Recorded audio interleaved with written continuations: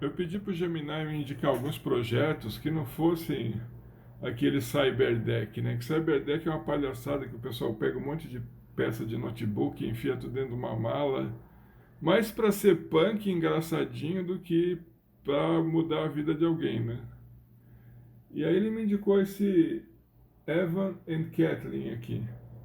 Para mim também são dois palhaços, assim. A intenção deles é ganhar view, é tipo o Mister Beast do pessoal do It Yourself. Cada semana eles inventam um que tem 1 milhão de views, engraçadinho, o pessoal dando risada do que eles fazem, mas não é o propósito.